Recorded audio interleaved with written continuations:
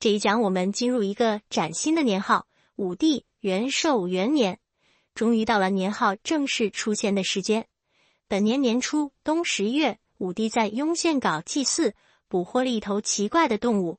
史料原文是一角而足有5蹄，是一只独角兽，大概还有5条腿吧。总之啊，这是一只前所未见的怪兽。既然前所未见，谁都不认识，那就可以自由发挥，随意解释了。有关部门给出了鉴定结果，这大概就是麒麟吧。好吧，说它是麒麟，那就一定是麒麟了。麒麟现身实在是莫大的祥瑞，标志着和亲海晏，盛世无双。那么该拿这只麒麟怎么办呢？古人的处理办法完全和现代人不同，直接杀了这只麒麟，烧来祭祀五色天地。不过呢，有关部门创作了一首白灵之歌，《汉书·礼乐志》记载了歌词。我们只看前面几句：朝龙首，揽西营，雷电辽，获白灵，元武指，显黄德，图凶月，勋玉己。说的是在龙首极目向西北方向远眺，在雷鸣电闪之下猎获了一只白色的有5条腿的麒麟，彰显出黄德，匈奴被打得走投无路。按说歌词里的黄德应该指的是五德中世说里边的土德。文帝年间，陇西出现黄龙，就被认为是土德的祥瑞，但不知道为什么，如今这只白色的麒麟竟然也可以被当成土德的祥瑞了。无论如何，有了这首白灵之歌，麒麟虽然死了，但麒麟的精神永存。许久之后，有关部门又提起这只既祥瑞又不幸的麒麟，由他出发，提出了一个划时代的创建，说帝王的年号应该根据祥瑞命名，而不应该简简单单的使用数目字编号。所以武帝登基第一个时间段的年号应该称建，后来天上有大彗星出现，那么第二个时间段的年号应该称光。吉年猎获了一只麒麟，那么第3时间段的年号应该称寿。这就意味着从猎获麒麟的这一年开始有了年号，称为元寿，意思是以猎获麒麟的这一年作为这一时间段的元年。然后向前追溯，武帝登基的第一个6年以建元为年号，第二个6年以元光为年号，第3个6年以元寿为年号。为什么叫元寿？史料当中没有解释，这有可能是根据当时兴建朔方城而取的名字吧。到了猎获麒麟的这一年，就进入了元寿阶段。我们看《资治通鉴》的原文，猎获麒麟之后，到底过了多久才开始创设年号呢？没具体讲，只有9至2个字，意思是过了很久。但很久到底是多久呢？是几个月还是几年？这就不好说了。司马光之所以含糊其辞，是因为创设年号的具体年份实在无法确定。不仅是司马光无法确定，我们看现代的各种历史专著，会看到五花八门的考证和推测，时间点基本会落在元寿年间。但也有一笔支出很远的，比如剑桥中国秦汉史就定在了元鼎4年。这件事就没法深究了，即便是猎获麒麟的时间其实也有争议，不过我们只看重点。史记当中有一篇太史公自序，太史公交代创作袁枚，有一段话是广为流传，大家都很熟悉的，说的是西伯居有礼，演周易，孔子扼陈蔡，作春秋，屈原放逐，著离骚，左求诗名，厥有国语。而就在这段话的最后，太史公还有一句话锋转到自己身上，说于是卒数陶唐以来，至于临止，自黄帝始。也就是说，太史公撰述历史，把时间线截止在猎获麒麟的这一年。这里充分显示出他的野心，他本人要效法孔子，他创作的《史记》要效法孔子所著的《春秋》。儒家传说，孔子作《春秋》绝笔于霍林，《春秋》的编年截止于鲁哀公14年。那一年猎获了一只怪兽，没人认识，只有孔子认出它是麒麟。孔子看着麒麟，一边哀叹连连，一边涕泪淋漓，最后说出了4个字：吾道穷矣。这段内容来自《公羊传》的记载，孔子之所以悲伤欲绝，是因为麒麟本该在盛世出现，却偏偏在礼崩乐坏的年景里被人抓到了，宇宙简直乱套了。孔子或许从这只麒麟身上看到了自己的影子，终于认清自己这一生孜孜以求的政治理想终归没有实现的可能。那么春秋就到此绝笔好了。字里行间所寄托的圣芒之道，只能寄希望于后人的发现了。司马迁生活的时代正是公羊学大行其道的时代，司马迁深受影响。史记绝笔于霍林，读者只要那《公羊传》一联系，就能猜到司马迁隐含的意思一定是抨击武帝时代政治败坏、民生凋敝，只是表面上维持着一副汉甲隆盛的假面具而已。不过太史公次序里的那位太史公到底是司马谈还是司马迁，学者们莫衷一是，我们倒也不必深究。武帝霍林之后，远在其地的济北王刘胡敏锐地捕捉到了中央这一系列动作所传达出来的政治信号，判断武帝下一步就要举行封禅大典，于是果断上书，将封国境内的泰山和泰山旁边的县城献给朝廷。武帝欣然接受，但也不让刘胡吃亏，给了他另外几个县城作为补偿。刘胡的判断相当准确，虽然表面上看他是在主动割肉，实际上就算武帝不给他任何补偿，他还是会有很强烈的动机把这些土地交出去的。不然的话，等将来武帝浩浩荡荡的来泰山封禅，单是接待任务就能把刘胡压死。而接待工作千头万绪，任何地方出一点点纰漏，都有可能招致灭顶之灾。就在武帝这边祥瑞临门，形势一片大好的时候，淮南王刘安正在忙得不可开交，没日没夜的和兵科们研究地图，规划进军长安的路线。淮南国的使节有从长安回来的，如果汇报说皇帝还没生出儿子，中央政府腐败堕落，刘安就笑逐颜开。如果汇报说皇帝已经有了儿子，政治也很上轨道，刘安就气急败坏，不肯相续。资治通鉴的这段记载很让人看不懂，因为早在6年之前的元朔元年，卫子夫就已经给武帝生了儿子，也就是后来的立太子刘据。这时候只是还没有正式被册立为太子而已。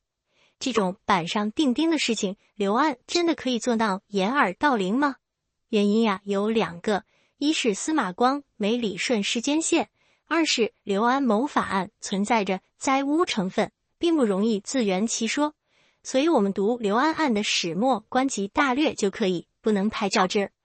话说刘安有一个很器重的人才，名叫武丕。刘安找武丕商量造反事宜，武丕呢他苦口婆心的做劝谏。刘安先是冒了火，囚禁了武丕的父母，后来逐渐被武丕说动了，打消了叛乱的念头。没想到刘安一家和衡山王刘赐一家有同样一本难念的经。刘安庶出的孙儿刘建暗中派人到长安告发自家的那些阴谋，武帝派廷尉查办。这样一来，刘安只能旧事重提，又找武丕商量怎么造反。武丕劝说无果之后，也终于顺着刘安了，但事情偏偏各种不顺，逼得刘安一直下不了决心。太子刘谦见势不妙，竟然畏罪自杀了。然而也不好说是幸运还是不幸，偏偏被救活了。武丕看到大势已去，果断地背叛了刘安，到朝廷使者那里做揭发。案件的结果是刘安自刎，刘安一家全被杀了。淮南国从此撤销，变成了中央直辖的9将军。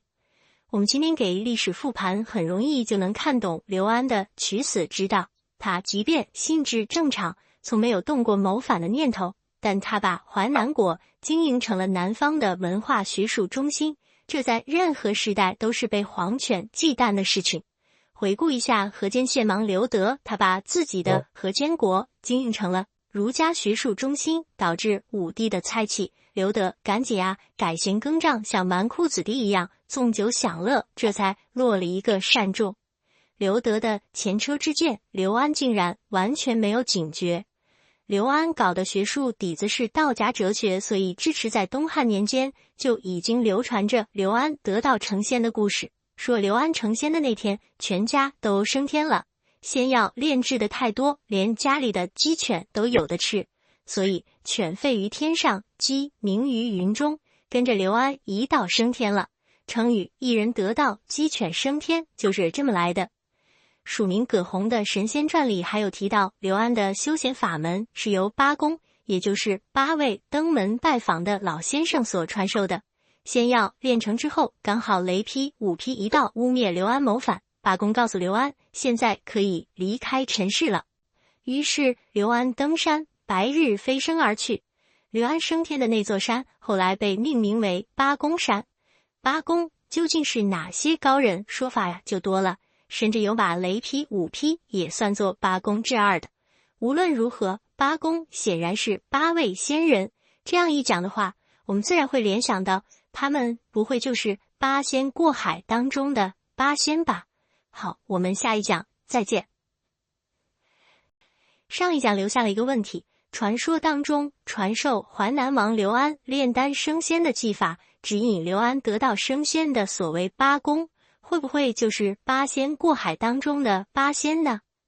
这个问题啊，乍听上去显然没道理，因为在我们熟悉的八仙过海的故事里，至少吕洞宾、张果老都是有确切记载的唐朝人，没可能到汉朝去接引刘安升仙。但是八公还真有可能就是八仙，正是因为八公和八仙的名号古已有之，但到底包含哪8位仙人，名单一直没能定型，甚至直到元朝，元曲名家马致远的《吕洞宾三醉岳阳楼》里边，八仙当中有一位我们很不熟悉的徐神翁，却没有何仙姑。大约要到明朝，我们熟悉的八仙名单才开始成型。就这样，刘安虽死，却给后人留下了鸡犬升天的成语和八仙的传说。但这不算什么，因为刘安还留给我们一份更大的遗产——豆腐。事情起因于朱熹的一首咏豆腐的小诗：种豆豆苗稀，力竭辛夷腐。早知怀芒树，安作获全部。朱熹啊，大概为了怕读者把怀芒树理解为炼金术或者是炼丹术，还特意在题目底下加了一条注释，说世传豆腐本乃淮南芒宿。明朝诗人苏平有一首七律：传得淮南树最佳，皮肤褪尽见精华。一轮陌上流琼叶，百沸汤中滚雪花。瓦否近来馋有瘾，金刀剖破欲无暇。各中滋味谁知得，多在僧家与道家。看来到了明朝，依然把豆腐的发明权归给了淮南王刘安。当时做豆腐吃豆腐的大多在庙宇和道观，豆腐责备万世。至于刘安到底有没有谋反，是不是乱臣贼子，反而不重要了。话说回来，刘安被灭了族，刘赐有没有机会置身事脉呢？武丕又该怎么论罪呢？武帝查看卷宗，觉得武丕啊心向朝廷，大可以赦免。但廷尉张汤的意见是，武丕毕竟参与了谋反的筹划，罪不容诛。就这样，武丕也被杀了。这还不算，随着案子越挖越深，牵连出庄助接收过刘安的馈赠。武帝啊觉得这只是小事，不至于为这点事治庄助的罪。但张汤的说法是，庄助身为侍中，是皇帝身边的亲信，却结交诸侯王，如果不加以严惩的话，怎么可以承前避后呢？话倒也在理。就这样，曾经是武帝身边大红人的庄助也被杀了。案子是张汤办的，依照张汤的一贯风格，一定是清晰揣摩了武帝的心思，这才做出了杀人建议。所以事情看上去是武帝心怀宽厚，不想把案件扩大化处理，张汤冷酷无情，非要把所有相关人等置于死地。但真实原因应该是武帝有了置相关人等于死地的心，张汤啊迎合上意，这才做出了相应的建议，主动扮演残忍好杀的决策，把好人让给武帝去做而已。武帝对庄助的不满其实已经很久了。曾庆庄助出奇迹，孤身涉险，平定闽越之乱，而且以政坛新丁的身份，先是驳倒了权倾朝野的田汾，紧接着又驳倒了淮南王刘安这位南方文坛宗主兼学术泰斗，大大的给武帝长了面子。武帝为了酬劳庄助，派他衣锦还乡去当会稽太守。庄助早年家贫，一直被亲戚们歧视，所以当上会稽太守就可以回家扬眉吐气去了。有仇报仇，有怨报怨，只要做的不是太过分，武帝并不会管。但离奇的是，庄助这一上任几年间竟然杳无音讯。这是一处很有意思的细节，可以让我们很直观地领略古代社会的大国管理有多难。今天我们很难想象一位省长上任之后就和中央失联了，几年之间这个省里的任何情况中央都不知道。但庄助真的就这么失联了。失联的这几年里，武帝竟然也没有派人找他。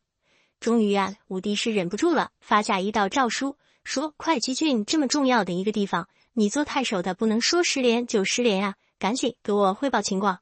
诏书原文有这样2句话：句以春秋对，武以苏秦纵横。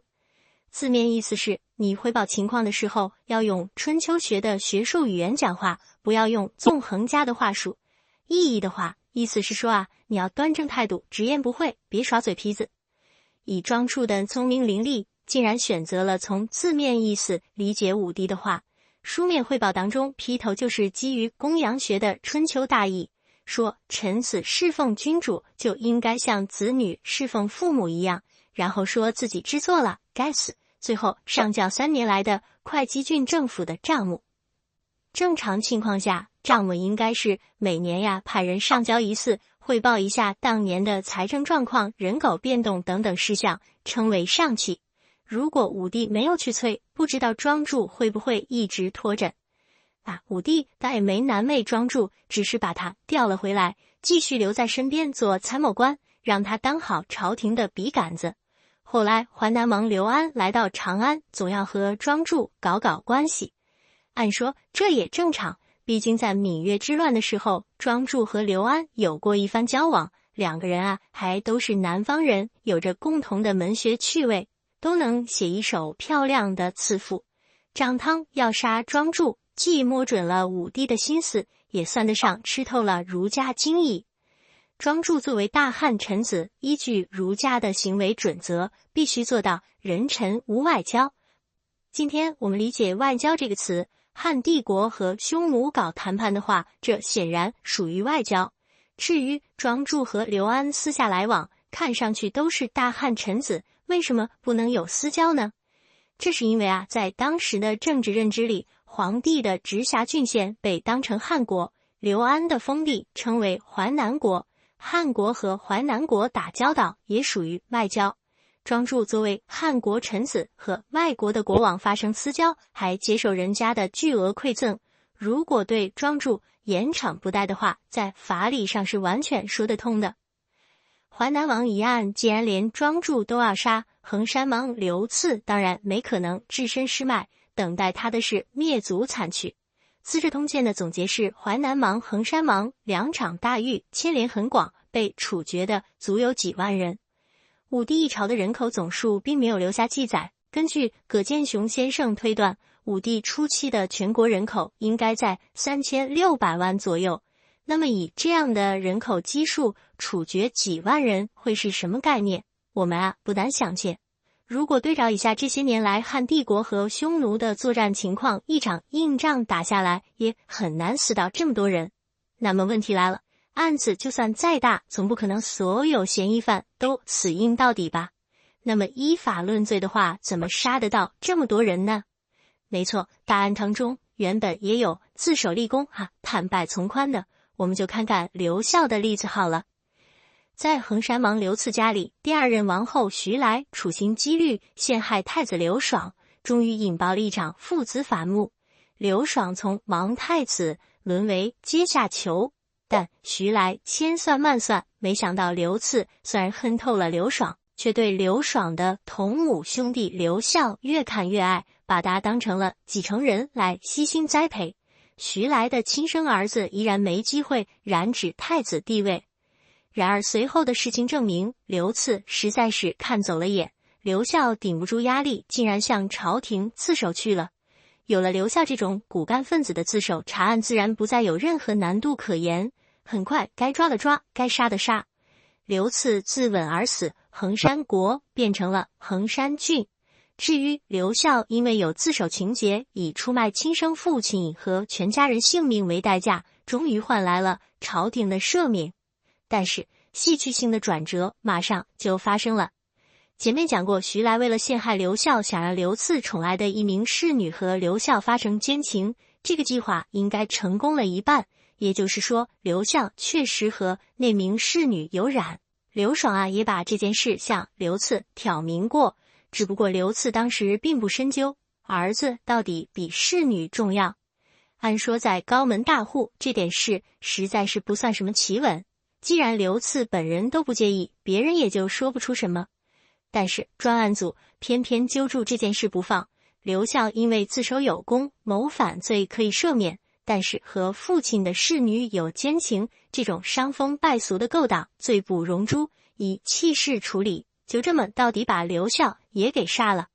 好吧，刘孝死的倒也不算太冤，但是前太子刘爽全程没有参与过任何事，从一开始就被父亲嫌弃，被后妈陷害。如果说刘赐真有什么谋反策划的话，无论如何都不可能让刘爽参与。这就意味着，如果专案组要拿谋反罪杀刘爽，任何人都会认为这纯属栽赃陷害。但这件事难不倒专案组，掀起刘爽派亲信到长安上书，刘赐立即反咬一口，上书状告刘爽的忤逆行径。如今朝廷办大案，刘赐虽然是反贼，虽然死了，但当初的诉状依然有效。刘爽这个忤逆父亲的不孝子也被判了弃市，没能逃过一死。从刘孝和刘爽的遭遇，我们可以窥一斑而知全豹。